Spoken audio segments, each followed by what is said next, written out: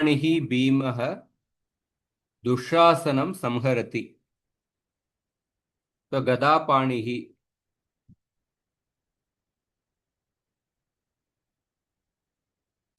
Already हो गया ना। स्टेट ट्रू और फॉल्स।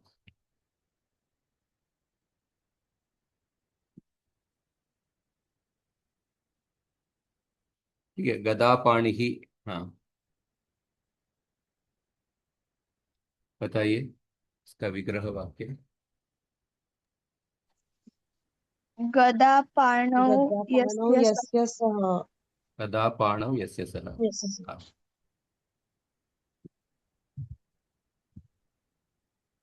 नहीं, ये कल कर दिए ना। स्टेट ट्रू और फॉल्स। प्रभु जी नहीं हुआ है शायद ये वाला। नहीं हुआ। नहीं कृष्णः हुआ। अश्रुनयनां द्रौपदीम् अरक्षत्। कल हो। अश्रूणि नयनयोः यस्यासाः। अश्रूणि नयनयोः यस्याः यस्याः सा। सा। हाँ।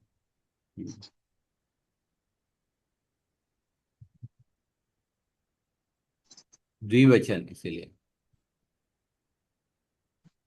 नहीं, ये तो हो गया है। अमेय आत्मा, अमेयः आत्मा यस्य सः महात्मा, हो गया महान ना। महा। आत्मा यस्य सः। हो अचिन आदित्यवर्णम्, आदित्यवर्ण इव यस्य। आदित्यस्य वर्णः इव वर्णः यस्य सः तम। गया ये वाला। तो ये क्यों ऐसा क्यों एग्जैक्ट पार्ट ये। एक मिनट ये कर देते हैं। निस्पृहा निर्गता निर्गता स्पृहा निर्गता यस्मात् सः। यस्मात् सः। यस्मात् सः।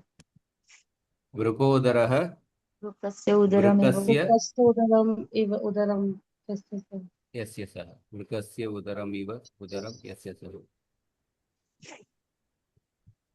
प्रकृष्ट प्रकर्षेण प्रकर्षेण पृष्ठः। आसन्न चत्वारिंशः चत्वारिंशतेः आसन्नाः। पाशहस्तः पाशः हस्ते यस्य सः। पाशहस्ते यस्य सः।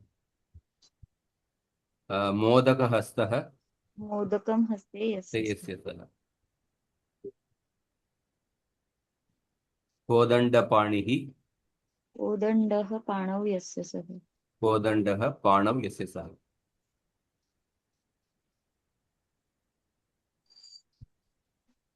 दुर्गतिः दुष्टागति ताम्। तागति ताम्। दुष्टागतिः दुर्गतिं दुष्टागतिम्। उपषष्टाः षष्ठे षष्ठेः ये सन्ति ते। ते। निरामिषं निर्गतम् निर्गतम् आमिषं यस्मात् तत्। यस्मात् तत्। कल हो गया। अव्ययस्य न विद्यते व्ययः यस्य तत्। न विद्यते व्ययः व्ययः यस्य यस्य। यस्य तत्।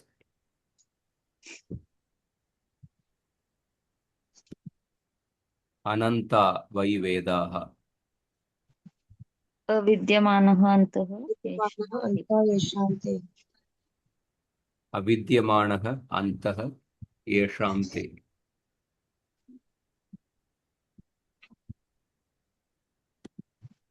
हिरण्यगर्भः हिरण्यगर्भे यस्य सः। हिरण्यगर्भे हिरण्यं गर्भे यस्य सः। हिरण्यं गर्भे यस्य सः।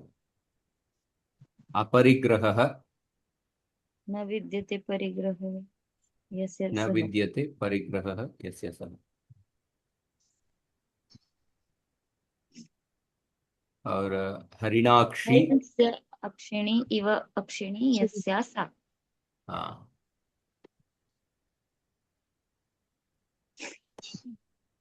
वृषकण्ठः विषं विषम कंठे। विषम कंठे यस्य। कंठे यस्य सः।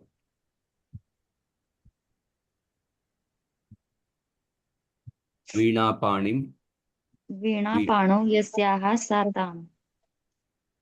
यस्याः सा ताम्। उपनवताः नवतेः समीपे ये सन्ति ते। ते ये ते उपदशाः दशा दशाः समीपे ये सन्ति ते। निर्द्वन्द्वः निर्गतं द्वन्द्वं यस्मात् अप्रजाः अविद्यमानः प्रजा यं सः। यस्य सः सॉरी यस्य अविद्यमाना प्रजा यस्य सः यस्य सः।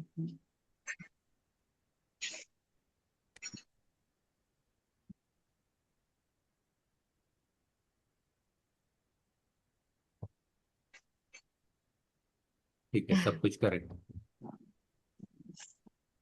ट्रू और फॉल्स क्यों आया?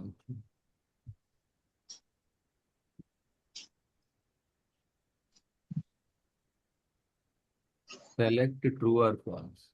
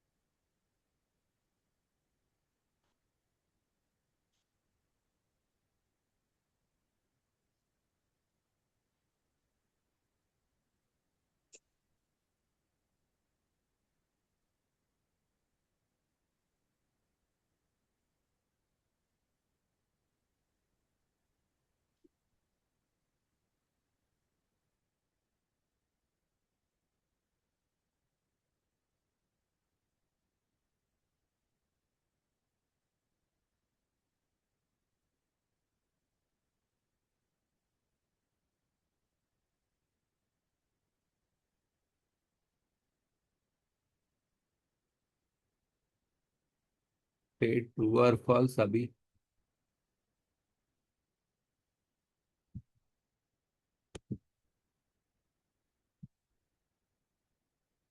ठीक है, अभी ये हो गया। हाँ ओके, ये 10 ही क्वेश्चन है।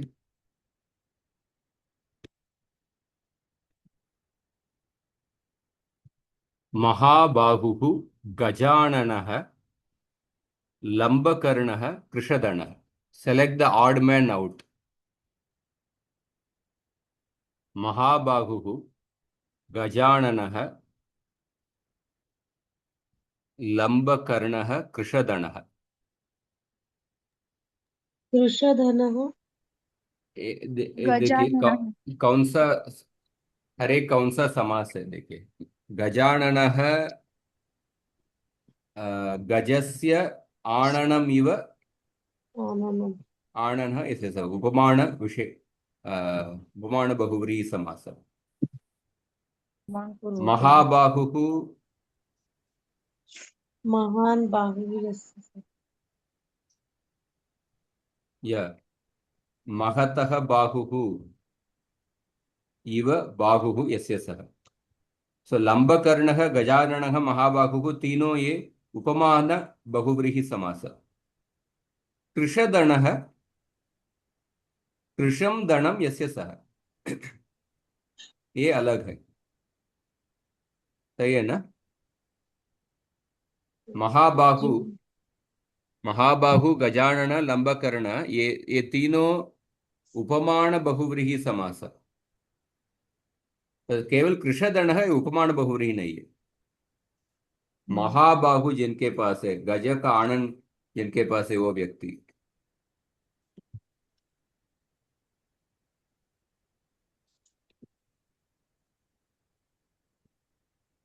गजाननः लंबकर्णः श्वेतांबरः विषकंठः।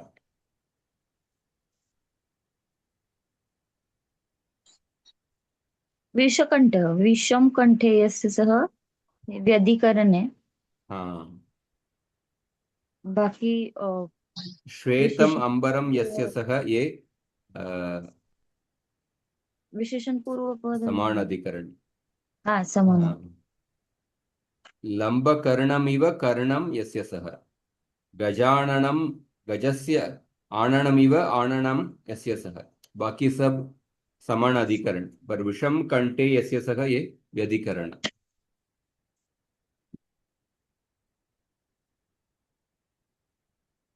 ठीक है।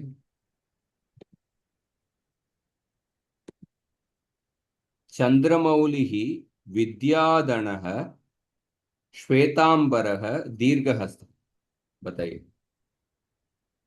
चंद्रमौलौ यस्य सः विद्या एव धनं विद्याधन धनं विद्याधनम। हाँ, क्या कारण क्या है?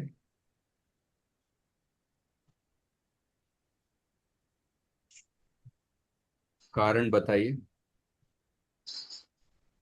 चंद्रमौलौ यस्य सः श्वेतम अंबरम यस्य सः।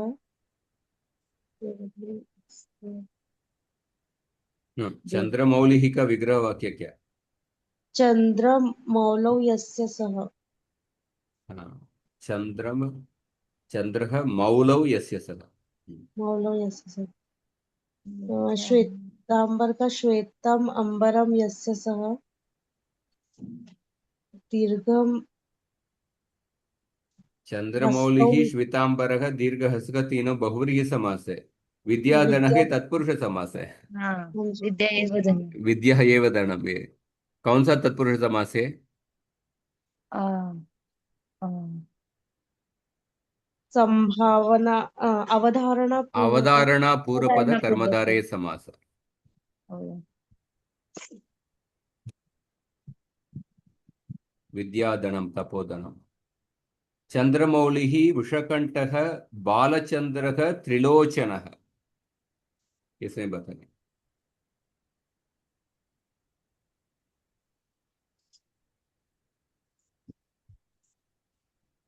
त्रिलोचन कारण क्या है?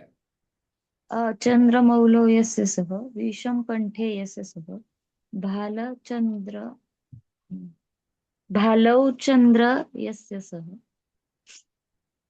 त्रिलोचन पहला तीन बहुव्रीहि समास है। हाँ त्रिलोचनः ये द्विगु द्विगु समास, द्विगु तत्पुरुष समास। समास समास। द्विगु समास संख्या पूर्वपद वो द्विगु समास।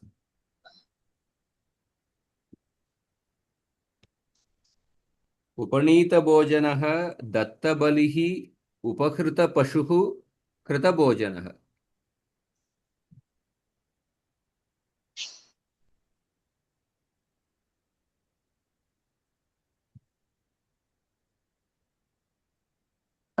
कृतभोजनः उपनीतभोजनः चतुर्थी चतुर्थी हाँ। तर्हि बहुरे दत्तावली भी चतुर्थी। उप हाँ उपहृत पशु उप चतुर्थी है कृतम भोजनम तृतीया द्वितीया हाँ, द्वितीया ना। दत्तबलिः ना, बाकी सब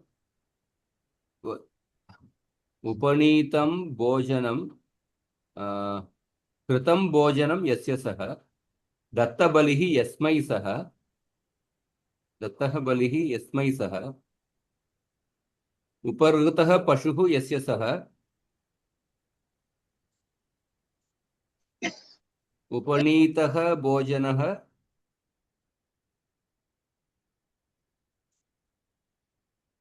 यस्य सः न। हाँ, यस्मै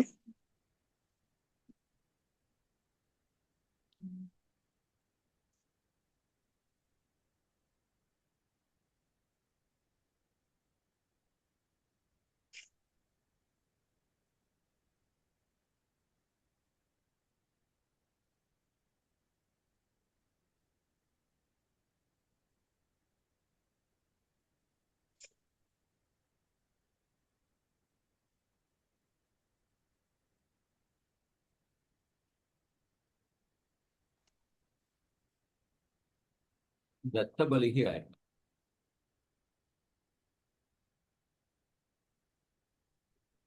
गदापाणिः, वीणापाणिः, पीताम्बरः, चक्रपाणिः। कौन सा? पीताम्बर, हाँ पीताम्बर। पीताम्बर। बहुफलः, बहुसस्यं, पतितपर्णः, वीरपुरुषकः। वीर पुरुष कह, बाकी सब वृक्ष का ये है।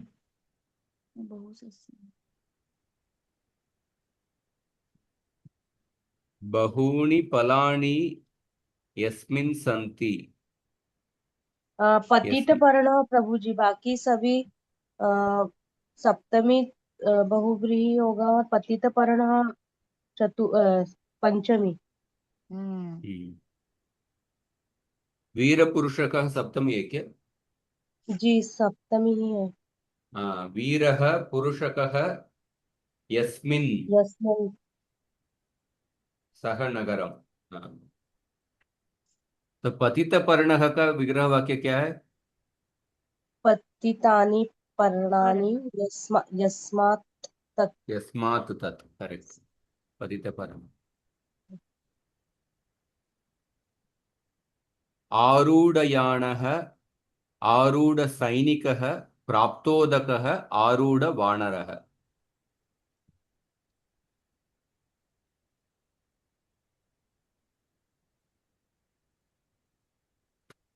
बताइए। तो सिंपल है। प्राप्तोदकः। प्राप्तोदकः। बाकी सब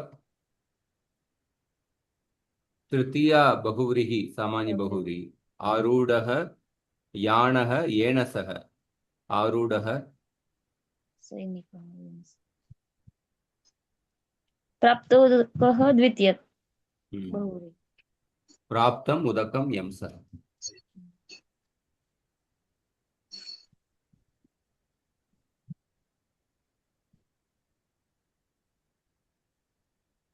आरूढ़ सैनिक।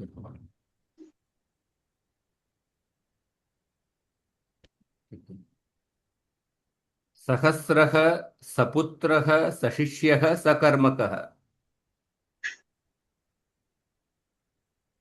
सहस्रेण सह पुत्रेण सह शिष्येण सहस्रः। सहस्रः, बाकी सब पुत्रेण सह, शिष्येण पुत्रेण सह, सह शिष्येण सह। कर्मकः सह। निर्जितकामः, ऊढरतः, प्राप्तोदकः, पीतक्षीरः।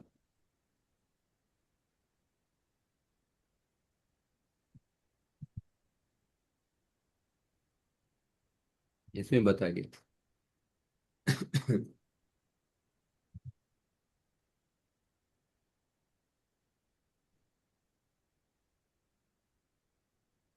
नहीं। प्राप्तोदकः द्वितीय। पीतक्षीरः क्या है? पीत क्षीर येन सह। पीतम क्षीरम येन सह। येन सह, हाँ। ऊढरतः का विग्रह वाक्य। द्वितीय ये आएगा। हाँ, ऊढरथेन सेम। येन सह। ऊढम रतम येन सह। येन सह। निर्जितकामः। निर्गता काम यस्मात् तत्। वो निर्जितम कामम येन सह। केवल निर्जित का तो उधर यस्मात् आएगा। निर्गता, निर्जितम कामम येन सह। पर प्राप्तोदकः प्राप्तम प्राप्तोदकः उदकम यम सह। प्राप्तोदकः।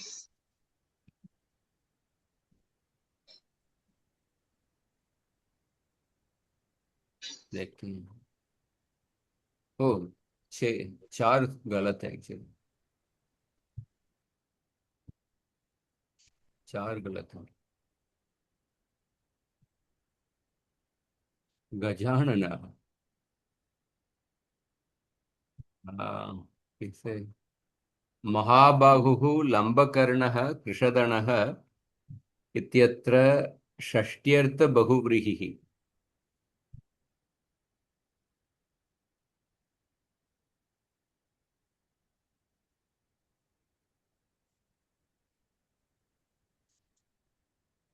कृषदणः में सेलेक्ट किए थे, षष्ट्यर्थ बहुव्रीहि। षदणः इति षष्ट्यर्थ बहुव्रीहि गजाननः इत्यत्र षष्ट्यर्थ बहुव्रीहि चर उत्तरपदलोपश्च भवति ओ अच्छा उत्तरपद लोप हुआ है उस दृष्टिकोण से गजस्य आननम इव आननम यस्य सह इधर आनन का उत्तरपद लोप हुआ है बाकी इसमें ऐसा उत्तरपद लोप नहीं हुआ है उस दृष्टिकोण से देखिए गजानन में उत्तरपद लोप हुआ है ना आनन बाकी सब में नहीं हुआ है इस ओके, ये करेक्ट है गजाननः लंबकर्णः श्वेतांबरः इत्यत्र समानाधिकरण बहुव्रीहि विषकंठः व्यधिकरण बहुव्रीहि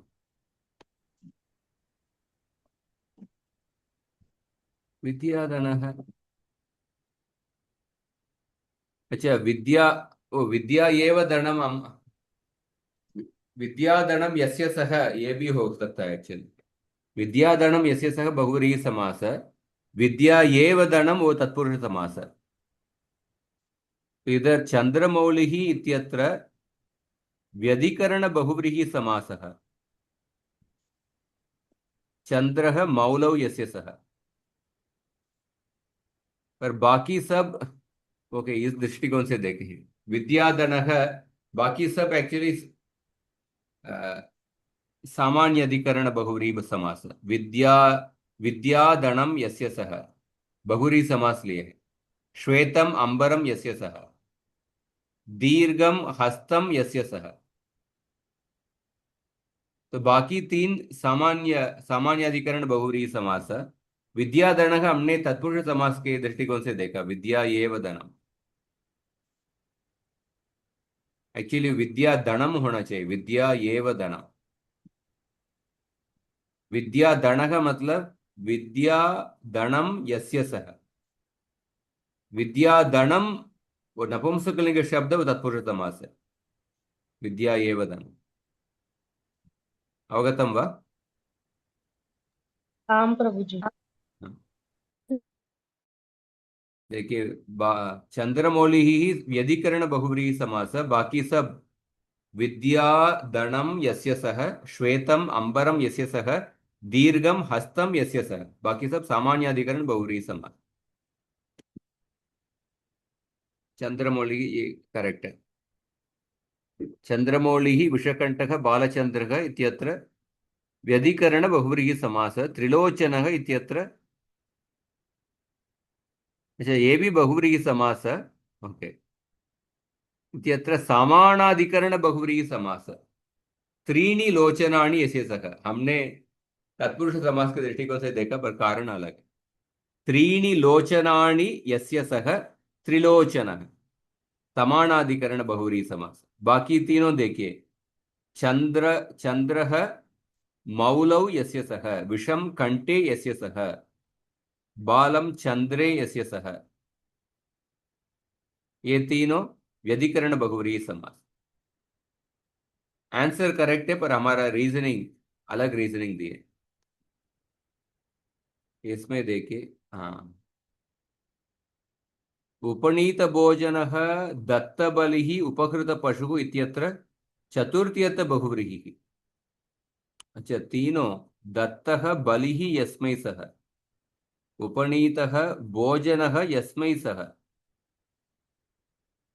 उपहृतः पशुः यस्मै सह अच्छा कृतभोजनः इत्यर्थ तृतीयार्थ बहुव्रीहि कृतं भोजनं येन सह अच्छा ये रीजन है उपहृतः पशुः यस्मै सह कृतं भोजनं येन सह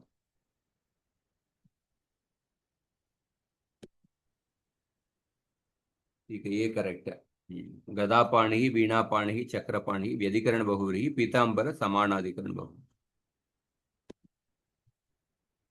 पतित पर्णः ये भी करेक्ट है बहुफलः बहुसस्यं वीरपुरुषकः इत्यत्र सप्तम्यर्थ बहुव्रीहि समास।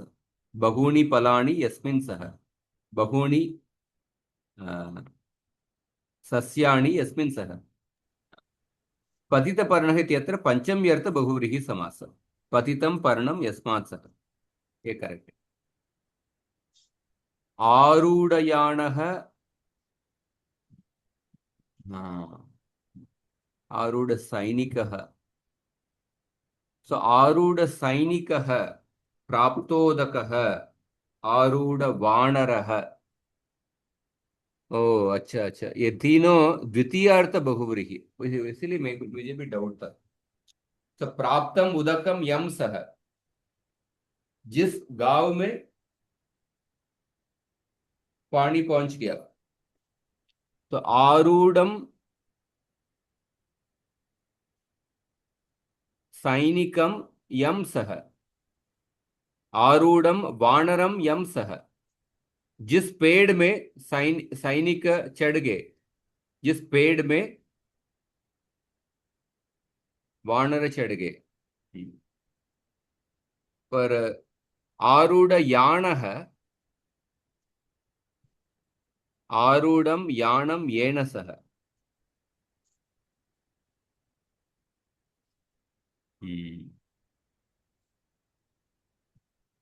तब बहुव्रीहि समास है। आरूढ़ सैनिक मतलब वो पेड़ को कहता है या पर्वत को। आरूढ़म सैनिकम यम सह।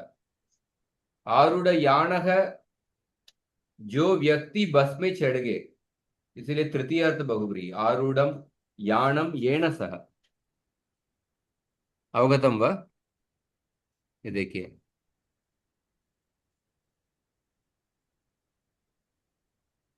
ये देखिए, आरूढ़ सैनिक, आरूढ़ वानर, बहुव्रीहि समास मतलब अन्य पदार्थ प्रधान।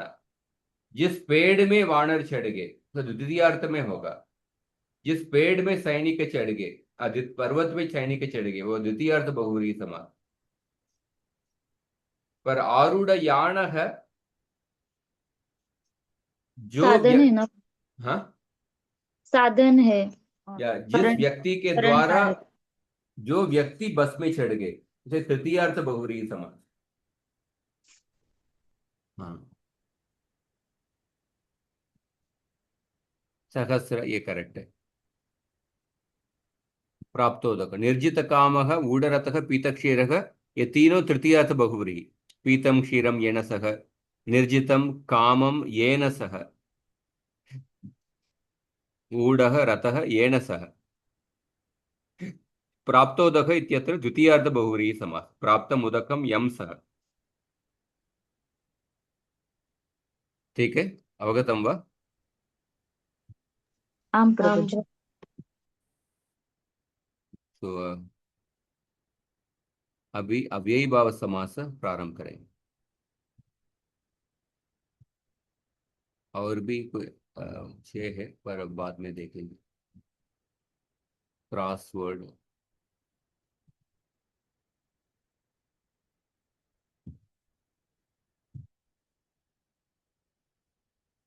Force and size.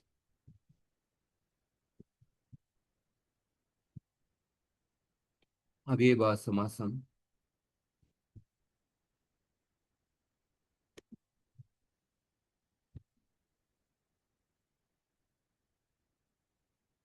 तो यत्र समासे पदानां मेलनेन संजातं समस्तपदम् अव्ययं भवति। तो समस्तपद ही अव्यय, सः अव्ययीभावसमासः इत्युच्यते। अत्र प्रायः पूर्वपदार्थ प्रधानः भवति। एषः अव्ययीभावः त्रिविधः भवति।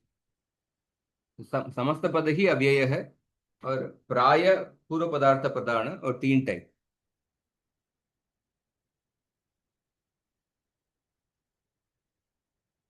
क्या 3 टाइप है? अव्यय पूर्व पद अव्ययी भाव समास, अव्ययोत्तर पद समास, अव्यय पद रहित समास। 3 टाइप का अव्ययी भाव समास।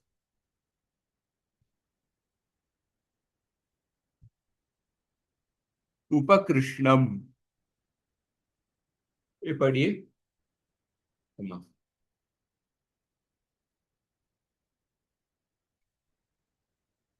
पठतु।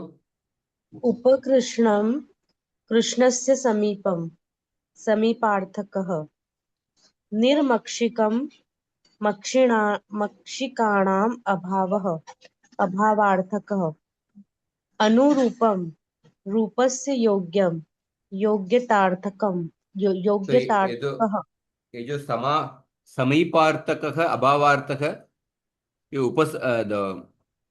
अव्यय को कहता है। सॉरी, ये उपसर्ग है ना, ये जो उप शब्द समीपार्थक में उपयोग किया है। निर उपसर्ग, उपसर्ग नहीं है, उपसर्ग तो क्रिया योगे होता है। ये जो निर अभाव अभाव अर्थ में, अणु योग्यता अर्थक में, अनुरूपम। हम्म। पढ़िए। प्रतिदिनं दिनं दिनं विप्सार्थकः हम्म, यथाशक्ति शक्तिम् अनतिक्रम्य पदार्थानवृत्त्यर्थकः आमुक्तिः संसारः आमुक्तेः मर्यादार्थकः आबालम् आबालेभ्यः अभिविद्यार्थकः अभ्यग्री अग्रिम आभिमुख्यार्थकः शाकप्रति शाकस्य लेशः मात्रार्थकः यावच्च यावच्च यावच्छलोकं यावत् यावन्तः श्लोकम। हाँ, श्लोकम का शकार का संधि होके हाँ, चकार होगा। संधियों का शकार है। यावत् श्लोकम का यावत् श्लोकम। हाँ, यावत् श्लोकं यावन्तः श्लोकाः अवधारणार्थकः परिसमुद्रं पारे समुद्रम। पारं समुद्रस्य पारे शब्दयुक्तः मध्ये गंगम मध्यम गंगायाः मध्ये शब्दयुक्तः। मध्य शब्दयुक्त, शब्दयुक्त। आगे भी पढ़ना है प्रभु जी। ये सेम उसी को अंग्रेजी में दिया है। एब्सेंस योग्यतार्थ विप्सार्थक रेपिटेशन यथाशक्ति, हाँ, शक्ति अनतिक्रम्य नॉन ट्रांसग्रेशन आमुक्ति मर्यादार्थक आबालम अभिविद्यर्थक इंक्लूसिव लिमिट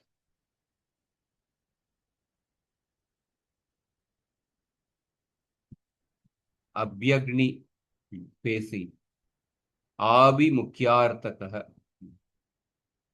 शाक प्रति मात्रार्थक ट्रेस।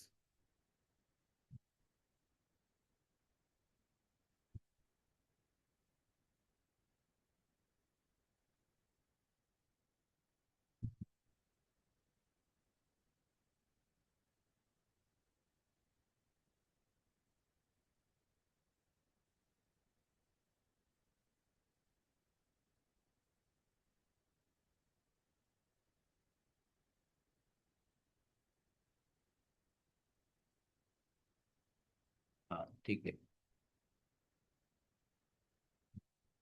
अब ये तो पहले अब ये पूर्व पद समास।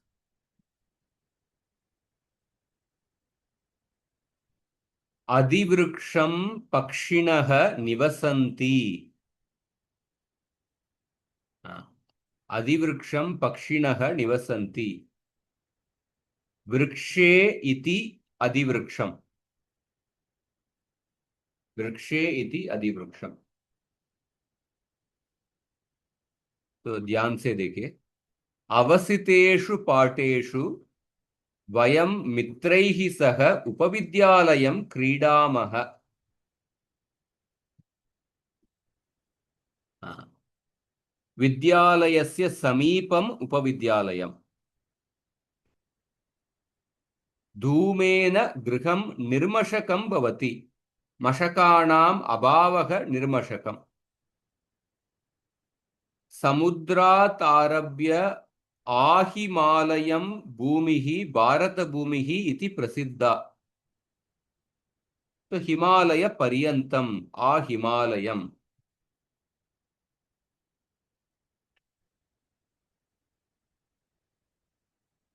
हिमालय पर्यन्तम आ हिमालयम। सेनायाम अनुरतं पदातयः सन्ति, रक्षस्य पश्चात् अनुरतम्।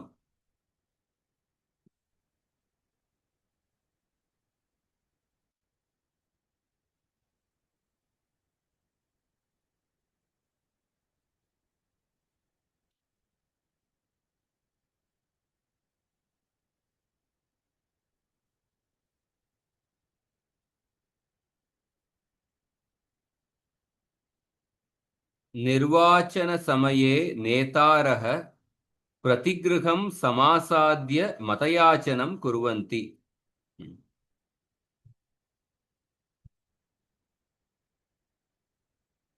तो प्रतिगृहम, गृहम गृहम प्रति प्रतिगृहम, तो पहले को एग्जाम्पल ही सेंटेंस के साथ दिए हैं। रथस्य पश्चात अनुरतम, गृहम गृहम प्रति प्रतिगृहम। कोष्टकम, तो विभक्त, हाँ, पूर्व पदम विभक्त्यादिषु अर्थेषु वर्तमानम अव्ययम। उत्तर पदम समर्थः शब्दः, जैसे अधिवृक्षम वृक्षे इति, उपविद्यालयम विद्यालय से समीप। पूर्व पदम जो अव्यय है, अव्यय पूर्व पद समास। तो ये देखिए नित्य समास है, क्योंकि विग्रह वाक्य, विग्रह वाक्य में कुछ अलग पद है। जैसे अधिवृक्षम में वृक्षे इति, उपविद्यालय का विग्रह वाक्य विद्यालय से समीपम। जब विग्रह वाक्य में कुछ अलग पद उपयोग किए हैं वो नित्य समास है। मतलब नित्य समास मतलब आपको ऑप्शनली ऐसा, आपको कंपल्सरीली करना ही है समास। समस्त पदम अव्ययम भवति। नियमाः विभक्त्यादीनाम् अर्थेषु वर्तमानानाम् अव्ययानां समर्थेन शब्दान्तरेण सह समासः भवति। सिंपल, हाँ, विभक्त्यादीनाम् अर्थेषु वर्तमानानाम् अव्ययानां समर्थेन शब्दान्तरेण सह समासः भवति। गोपे इति अधिगोपम, शालायाम इति अधिशालम, कूपस्य समीपम उपकूपम, वनस्य समीपम उपवनम, अभ्यासस्य समृद्धिः स्वभ्यासम, स्वभ्यासम, भिक्षाणां समृद्धिः सुभिक्षम, अंकुशस्य अभावः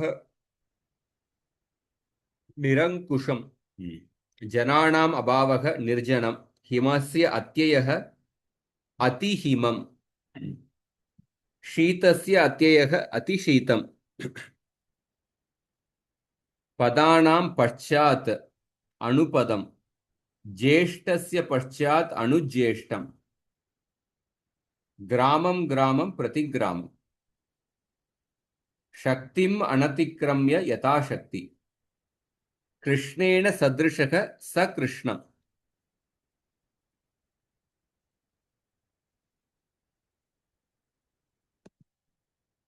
सो ये सूत्र है, ये सूत्र का भी अर्थ देखेंगे, प्रक्रिया। ये अव्ययम विभक्ति समीप समृद्धि विर्धि अर्थाभाव अत्यय असंप्रति शब्द प्रादुर्भाव पश्चात यथा आनुपूर्व यौगपद्य सादृश्य संपत्ति साकल्य साकल्यांत वचनेषु। लंबा सूत्र है। यावदवधारणे आंग मर्यादाभि विद्योः लक्षणे नाभिप्रति आभिमुख्ये। 4 सूत्र। सो किम नाम अव्ययम? यस्य पदस्य त्रिषु अपि लिंगेषु सप्तसु विभक्तिषु त्रिषु वचनेषु च रूपं समानं भवति तत् अव्ययम् इति उच्यते। यथा उच्चैः नीचैः अपि इत्येते शब्दाः पुल्लिङ्गे स्त्रीलिङ्गे नपुंसकलिङ्गे वा प्रथमादि विभक्तौ परिवर्तनं न प्राप्नुवन्ति, सर्वदा अपि एकरूपाः एव भवन्ति। एतेषाम् अव्ययम् इति नाम। अव्यय तो आप जानते हैं ना? जी प्रभु जी। प्रभु हाँ, जी। सभी विभक्ति सभी वचन में एक ही रूप। सो अस्मिन् समासे विशेषः यदा द्वयोः पदयोः मध्ये समासः भवति तदा समस्तपदमपि अव्ययं भवति। तन्नाम तस्य समस्तपदस्य सर्वेषु लिङ्गेषु सर्वासु विभक्तिषु सर्वेषु च वचनेषु एकमेव रूपं भवति, यथा उपविद्यालयम् इति समस्तपदम् अव्ययं भवति, तस्य कदापि रूपे परिवर्तनं न भवति, अत एषः अव्ययीभावसमासः। सो विशेषः एतत् कार्यं पञ्चमी विभक्तौ न भवति, अर्थात् पञ्चमी विभक्तौ अन्येषां शब्दानामिव अस्यापि रूपं भवति। मतलब पंचमी विभक्ति में उपविद्यालयात् ही कहेंगे, उपविद्यालयं नहीं होगा। विद्यालयस्य समीपात् आगतः, इधर उपविद्यालयात् आगतः। पंचमी विभक्ति में अकारांत शब्द या दूसरा शब्द जैसे ही होगा। बाकी इसमें समान रूप है। हाँ, ठीक है, एक याद रखिए। अभी ये चारों सूत्र को एक बार अध्ययन कर लेते हैं।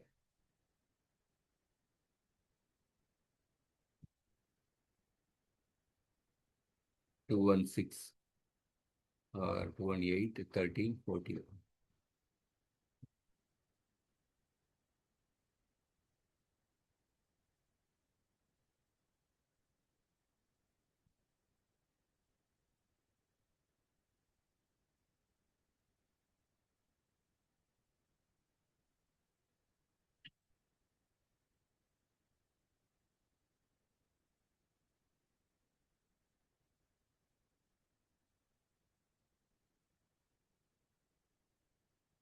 ये देखिए, ये लंबा सूत्र है। अव्ययम विभक्ति समीप समृद्धि विर्दयर्ता विर्दय विर्द अर्थाभावात् यया संप्रति शब्द प्रादुर्भव पश्चात यथानुपूर्व्य यौगपद्य सादृश्य संपत्ति साकल्यांत वचनेषु। तो पहला पद है अव्ययम, न व्येति इत्यव्ययम, अव्ययम इति संज्ञा, प्रथमा एकवचन। और दूसरा पद ये इतरेतर द्वंद्व समास है। विभक्ति समीप समृद्धि विर्दयर्ताभाव या संप्रति शब्द प्रादुर्भव पश्चात यथानुपूर्व्य यौगपद्य सादृश्य संपत्ति साकल्यांत वचनेषु। तो अलग अलग अर्थ को दिया है। विभक्तिश्च, समीपश्च, समृद्धिश्च, निर्दिश्च, अर्थाभावश्च, अत्ययश्च, असंप्रति च, शब्द प्रादुर्भावश्च, पश्चाच्च, यथा च, आनुपूर्व्यञ्च, यौगपद्यञ्च, सादृश्यञ्च, संपतिश्च, साकल्यञ्च, अंतवचनञ्च, एतेषाम् इतरेतर द्वन्द्वः। अभी तक अवगतम वा? आम प्रभु जी। तो सूत्र का अन्वय अन्वय लिखेंगे तो कैसे होगा? विभक्ति समीप समृद्धि विरदि अर्थाभाव अत्य असंप्रति शब्द प्रादुर्भाव पश्चात यथा आणपूर्व यौगपद्य सादृश्य संपत्ति साकल्य अंतवचनेषु अव्ययम सुपासः अव्ययी भावः। तो ये सब, ये जो इतरेतर द्वंद्व समास है ना, विभक्ति समीप समृद्धि, इन अर्थों में जो अव्यय आता है वो समर्थ सुबंतों के साथ समास होता है, उस समास को अव्यय भाव संज्ञा होती है और वो समस्त पद भी अव्यय होता है।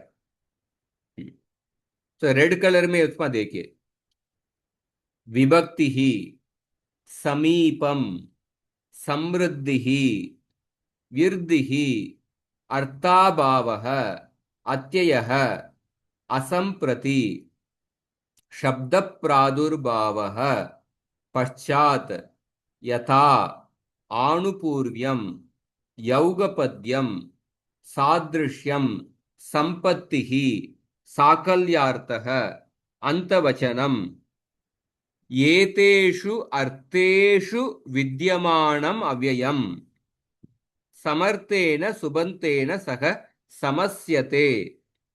इस अर्थ में विद्यमान अव्यय समर्थ सुबंतों के साथ समास होगा। तस्य अव्ययी भावः इति संज्ञा भवति। ये संपूर्ण सूत्र का अर्थ। ये अर्थ समझ में आया आपको?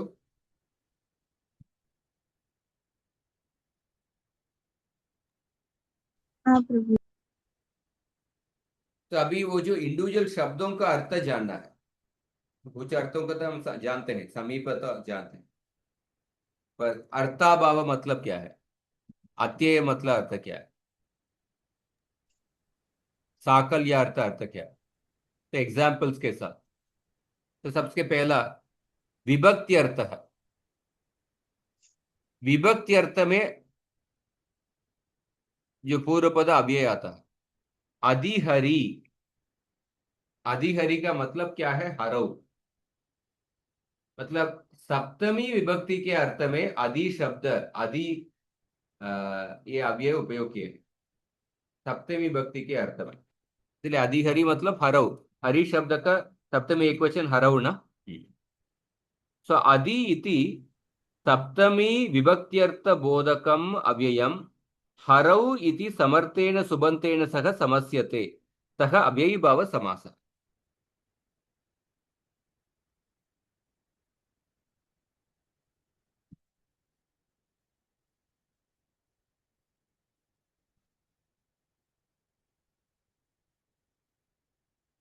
तो अधि सप्तमी विभक्ति अर्थ में आया। अगला उदाहरण देखिए, समीप अर्थ।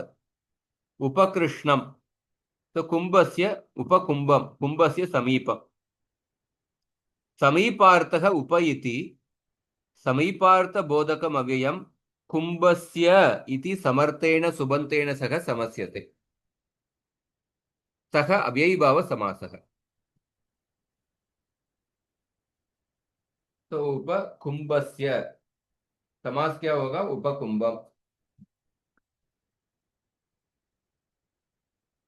सुमगधम, मगधानाम समृद्धि। समृद्धि, समृद्धि जानते हैं ना? हाँ। तो सु इति समृद्ध्यर्थकम अव्ययम मगधानाम इति समर्थेन सुबंतेन सह समस्यते, सह अव्ययी भाव समासः। इसमें देखिए उत्तर पद ये षष्ठी विभक्ति में ही है। कुंभस्य, तो विग्रह वाक्य में देखिए, कुंभस्य षष्ठी विभक्ति अंत शब्द, मगधानाम ये षष्ठी विभक्ति अंत शब्द। सो दुर्मगधम, समृद्धि का ऑपोजिट है विरधि। मगधानाम विरधि ही। हाँ, विरधि ही मतलब क्या है? विगता रिद्धि ही विरधि ही,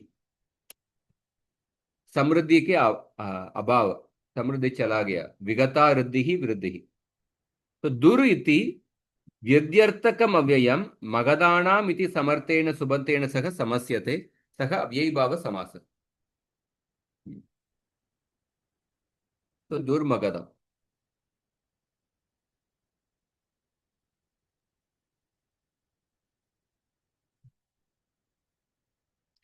तो इसका प्रक्रिया देखिए, अधिहरि का प्रक्रिया। सो हरि नी अधिसु इसे प्रारंभ करेंगे, ये अलौकिक विग्रह वाक्य। तो इसको अव्यय विभक्ति समीप समृद्धि इस सूत्र से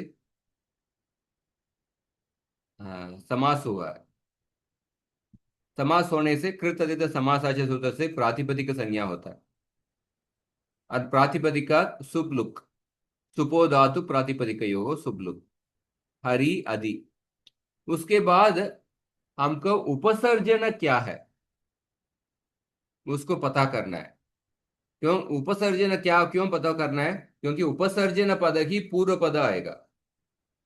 उपसर्जन का अर्थ सूत्र क्या है?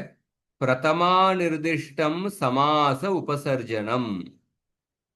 समास के सूत्र में प्रथमा से जो निर्दिष्ट शब्द, वो जो शब्द कौन सा शब्द को इंडिकेट करता है उसको उपसर्जन संज्ञा होगा। अभी समास के सूत्र में देखिए, अव्यय विभक्ति समीप समृद्धि विरुद्ध यर्था भाव, इस सूत्र में प्रथमा विभक्त्यंत शब्द क्या है?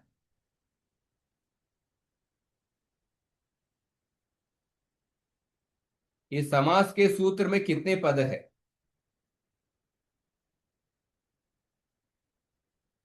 समास के सूत्र में कितने पद है? दो। हाँ, समास के सूत्र में दो पद होते हैं ना। दो पद है। इसमें से प्रथमा विभक्त्यंत पद क्या कौन सा है?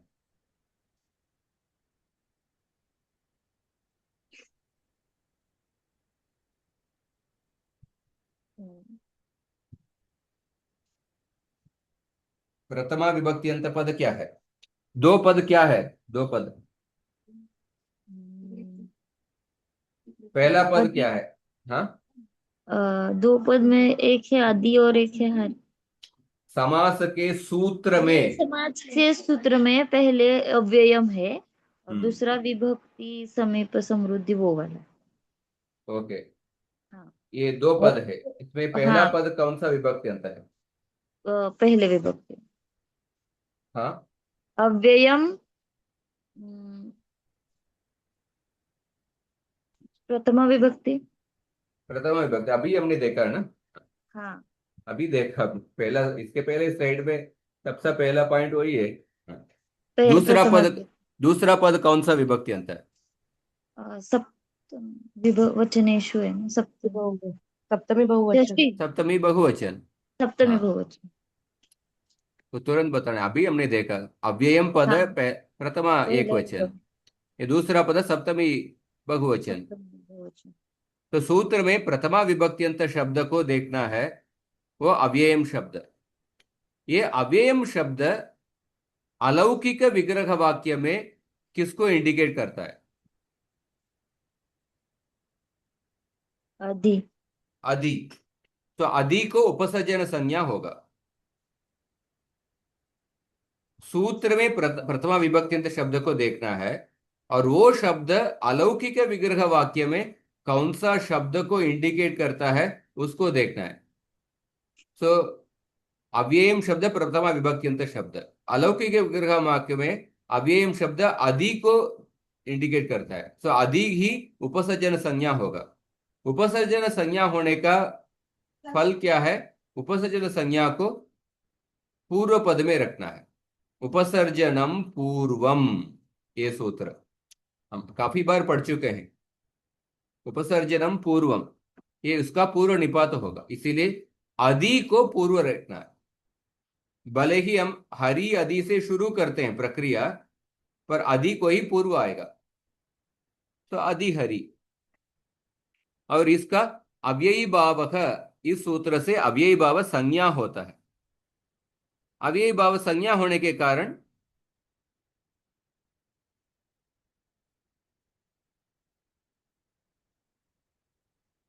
हाँ, सर अव्ययी भाव ऐसा, अव्ययी भाव संज्ञा होता है, अव्ययी भाव समास हो गया। और अव्ययी भाव संज्ञा होने के बाद अव्ययी भावश्च, इस सूत्र से अव्यय संज्ञा होता है। सो अव्ययी भाव संज्ञा ये समास के संज्ञा है, अव्ययी भाव समास संज्ञा हो गया। और उसका अव्यय संज्ञा अव्ययी भावश्च सूत्र से हुआ। और अव्यय संज्ञा होने का फल क्या है? सब सभी विभक्ति लोप हो जाता है। हाँ, प्रातिपदिका सुबुत्पत्ति ही में सभी विभक्ति लोप हो जाता है, केवल पंचमी विभक्ति के अलावा। अव्ययदाप सुपह, इस सूत्र से सु लुक होता है, तब सुप का लुप होता है। सुप्तिंगंदम पदम अधिहरि ये शब्द। एवमेव सर्वत्रापि प्रक्रिया ज्ञेया। तो बाकी एग्जाम्पल देखिए। निर्मक्षिकम, तो हमने चार देखा। विभक्त्यर्थ, समीपार्थ, समृद्ध्यर्थ, व्यर्ध्यर्थ। उसके बाद अर्थाभाव।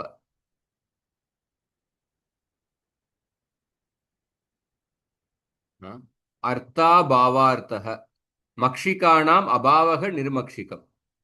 तो निर इति अभावार्थकम अव्ययम। अर्थाभाव मतलब अभावार्थकम अव्ययम। मक्षिकाणाम इति समर्थेन सुबंतेन सह समस्यते, सह अव्ययी भाव समासः। और उसके बाद अत्ययार्थ, अर्थाभाव अत्ययार्थ। सो अतिहिमम, हिमस्य अत्ययः। अत्यय मतलब अत्ययः इत्यस्य ध्वंसः इत्यर्थः, नाश होना। सो अति इति अव्ययार्थकम अव्ययम, अति इति अत्ययार्थकम अव्ययम, हिमस्य इति समर्थेन सुबंतेन सह समस्यते, सह अव्ययीभाव समासः। सो अति शब्द ध्वंस अर्थ में, अत्यार्थकम अव्ययम। अति हिम मतलब हिमस्य अत्ययः। हिम मतलब क्या है? बर्फ। बर्फ। बर्फ। हाँ, अति हिम मतलब हिमस्य अत्यय। उसके बाद असंप्रति, असंप्रति अर्थ। असंप्रति मतलब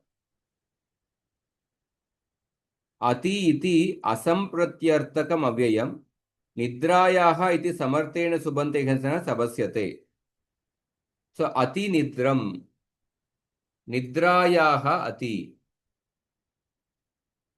मतलब ज्यादा सो लिए, एक्सेसिव स्लीप।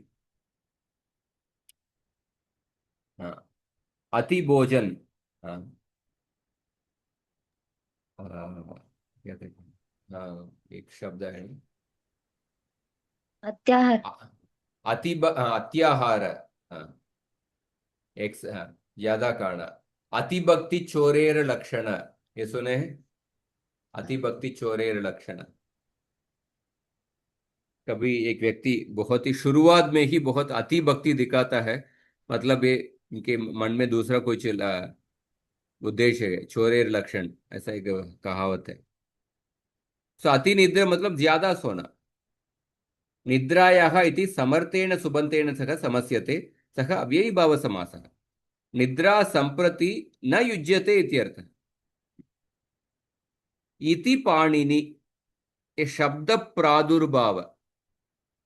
शब्द प्रादुर्भाव मतलब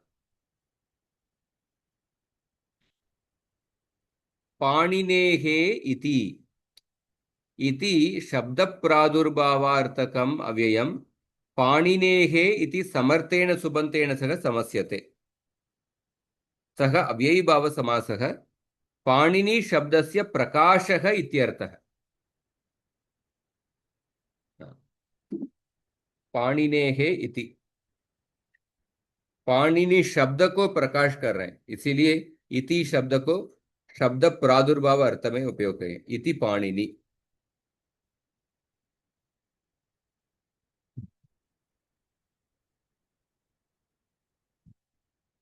और यथार्थे विद्यमानम अव्ययम समर्थेन सुबन्तेन सह समस्यते, सह अव्ययीभाव समासः।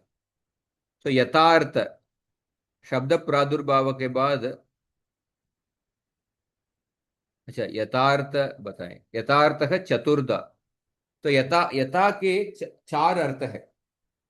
योग्यता, वीप्सा, पदार्थान अतिवृत्ति, सादृश्यम। यथा शब्द का चार अर्थ है।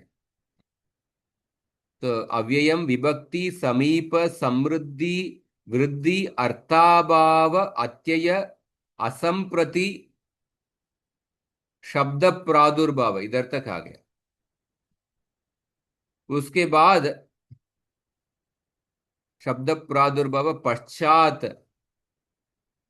यथा, आनुपूर्वी ऐसा है। तो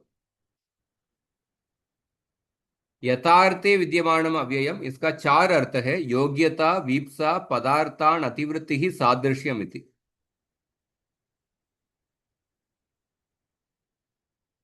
सो योग्यता में आने वाला यथार्थ, तो अनुरूपम, रूपस्य योग्यम, अणु इति योग्यतार्थ बोधकम अव्ययम, रूपम इति समर्थेन संबंधेन सह समस्यते, सह अव्ययीभाव समासः अनुरूपम। उसके बाद वीप्सा अर्थ में आने वाला यथा, वीप्सा मतलब बार बार, अर्थम अर्थम प्रति प्रत्यर्थम, प्रति इति वीप्सार्थ बोधकम अव्ययम, अर्थम इति समर्थेन सुबंधेन सह समस्यते, सह अव्ययीभाव समासः। तो विग्रह वाक्य को देखिए, अर्थम अर्थम प्रति, पर समस्त पद क्या है? प्रत्यर्थम, समस्त पद अव्ययी ही होगा। और उसके बाद पदार्थान अतिवृत्ति ही, ये यथा का तीसरा अर्थ। पदार्थान अतिवृत्ति ही मतलब क्या है? शक्तिम अनतिक्रम्य, यथा शक्ति, यथा इति पदार्थान अतिवृत्त्यर्थ बोधकम अव्ययम, शक्तिम इति समर्थेन सुबंतेन सह समस्यते, सह अव्ययीभाव समासः। और चौथा अर्थ है सादृश्यम, हरेः सादृश्यम स हरि।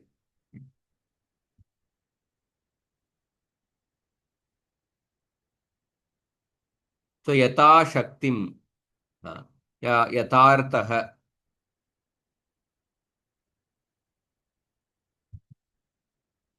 हरेः सादृश्यम स हरि।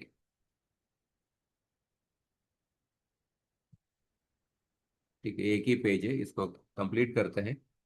और उसके बाद देखिए अनु पश्चात अर्थ में, तो अभी तक कौन कौन सा अर्थ कंप्लीट किए देखिए: विभक्ति, समीप, समृद्धि, विरधि, अर्थाभाव, अत्यय, असंप्रति, शब्द प्रादुर्भाव, और यथा शब्द का चार अर्थ हमने देखा। हाँ, अभी पश्चात, आनुपूर्व्य, यौगपद्य, ये सब अर्थ।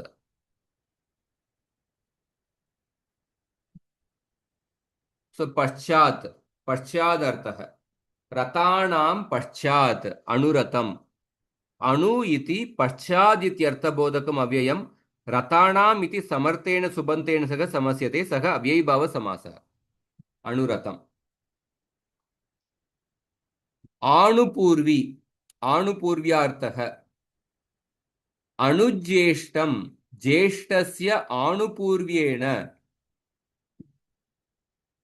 सो अणु इति प्रकृते आनुपूर्व्यार्थक बोधकम अव्ययम, ज्येष्ठस्य इति समर्थेन, ज्येष्ठस्य। तो लौकिक विग्रह वाक्य में देखिए, ज्येष्ठस्य, रतानाम, मगधानाम, इधर षष्ठमी विभक्ति प्रयोग किए हैं। ज्येष्ठस्य इति समर्थेन सुबंतेन सह समस्यते, सह अव्ययीभाव समासः। अणुज्येष्ठ मतलब क्या है? आनुपूर्वी का अर्थ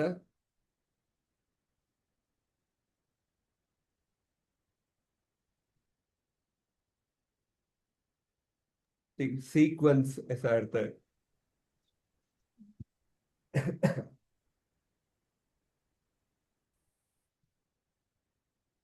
सीक्वेंस में आता है। हाँ। ज्येष्ठ के बाद कनिष्ठ, ऐसा अणुज्येष्ठम। उसके बाद यौग पद्यार्थ देखिए, सचक्रम, चक्रेण युगपत, तो एक ही समय में युगपत अर्थ, युगपत मतलब साइमल्टेनियसली। सह इति प्रकृते यौग पद्यार्थ बोधकम अव्ययम, चक्रेण इति समर्थेन सुबंतेन सह समस्यते। इधर चक्रेण तृतीया विभक्ति उपयोग किया है, षष्ठी विभक्ति नहीं। इसमें भी कुछ में षष्ठी विभक्ति, मक्षिकाणाम, हिमस्य, निद्रायाः, पाणिनेः, रूपस्य, शक्तिम अनतिक्रम्य, ये अलग है। अर्थम अर्थम प्रति, ये अलग विग्रह वाक्य। तो चक्रेण युगपत् स चक्रम, सह अव्ययी भाव समास। और सादृश्यार्थः, सह इति प्रकृते सादृश्यार्थ बोधकम अव्ययम सख्या इति समर्थेन सुबन्तेन सह समस्यते, सह अव्ययी भाव समास। सदृशः सख्या स सखी।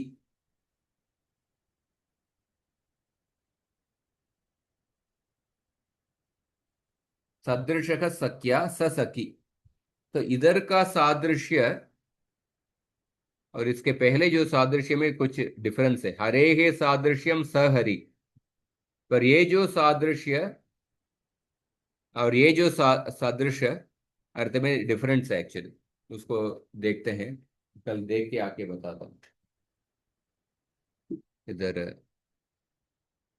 सदृशः सख्या स सखी।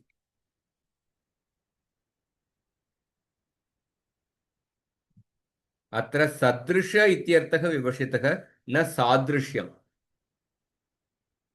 सदृश और सादृश्य का अंतर है एक्चुअली। उसके बाद संपत्ति अर्थ देखिए, क्षत्राणाम संपत्ति ही स क्षत्रम। संपत्ति मतलब वेल्थ। सह इति संपत्त्यर्थक बोधकम अव्ययम क्षत्राणाम इति समर्थेन सुबन्तेन सह समस्यते, सह अव्ययी भाव समास।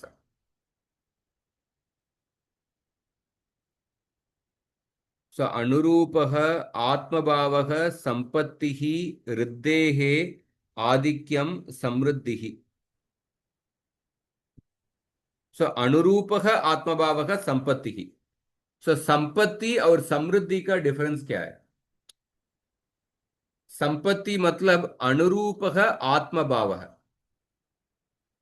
समृद्धि ही मतलब ऋद्धेः आधिक्यम। तो अनुरूपः आत्मभाव क्षत्रिय के अनुसार जिनके पास गुण है, उनके क्षत्रिय स्वभाव के अनुसार जो गुण है उसको संपत्ति कहते हैं, अनुरूपः आत्मभाव। पर समृद्धि ही जो एक्सटर्नल वेल्थ है उसको समृद्धि कहते हैं, गोल्ड सिल्वर या पैसा, गांव, घर इत्यादि। और सतृणम, तृणम अपरित्यज्य। सो सह इति प्रकृते साकल्यार्थ बोधकम अव्ययम। साकल्यार्थ मतलब अपरित्यज्य। इधर भी तृणम का सप्तमी विभक्ति उपयोग नहीं किए।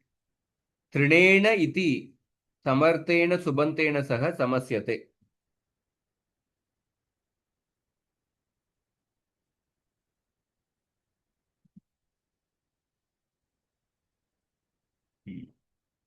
सह अव्ययी भाव समासः। और साग्नि अग्निग्रंथ पर्यंतम। सो अंतवचनार्थ, सह इति अंतवचनार्थ बोधकम अव्ययम अग्निना इति समर्थेन सुबन्तेन सह समस्यते। साग्नि मतलब अग्नि ग्रंथ पर्यंतम, अग्नि पुराण ग्रंथ अंत तक, साग्नि। सह शब्द इस अंतवचनार्थ इस अर्थ में प्रयोग किए हैं। सह अव्ययी भाव समासः। और इसमें सह शब्द का स आदेश हो जाता है। कौन सा सूत्र से? सचक्रम ससखी सशक्त्रम सतृणम साग्नि इति एतेषु उदाहरणेषु अव्ययी भावे चाकाले इत्यनेन सहस्य स इत्यादेशः कृतः। सह का स आदेश। तो ये सब अर्थों को एक बार रिवाइज कीजिए, कल हम इसको कंटिन्यू करेंगे। एक सूत्र देखे और तीन सूत्र भी देखेंगे, और उसके आगे अव्ययी भाव समास को हम देखेंगे। प्रश्न है तो पूछिए।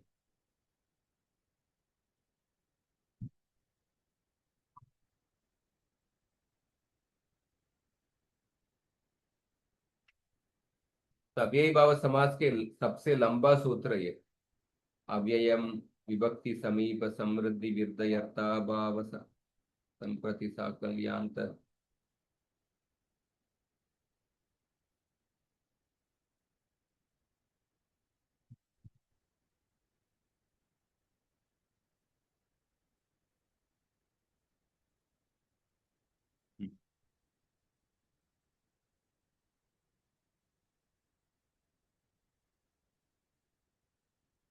आपने स्क्रीनशॉट लिए क्या इसका? जी प्रभु जी, लिया है स्क्रीनशॉट। हाँ प्रभु इसको जी। थोड़ा रिवाइज कीजिए, कल आगे का सूत्र देखेंगे और अव्ययीभाव समास आगे देखेंगे। काटने स्क्रीनशॉट। तो अलग अलग अर्थ में अव्यय आया है। उप निर सका शब्द कितने अर्थ में आया देखिए, और विग्रह वाक्य कैसे होता है ये थोड़ा, हाँ, अलग है। विग्रह मक्षिकाणाम अभाव वनस्य समीपम उपसमीपम उपवनम।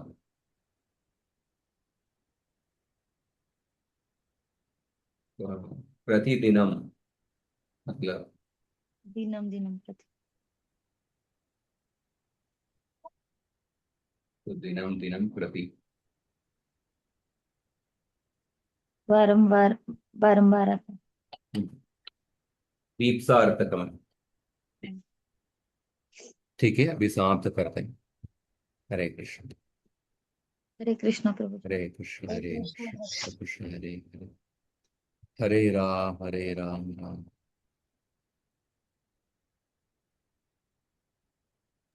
हरे कृष्ण प्रभु जी, धन्यवाद। धन्यवाद प्रभु जी। हरे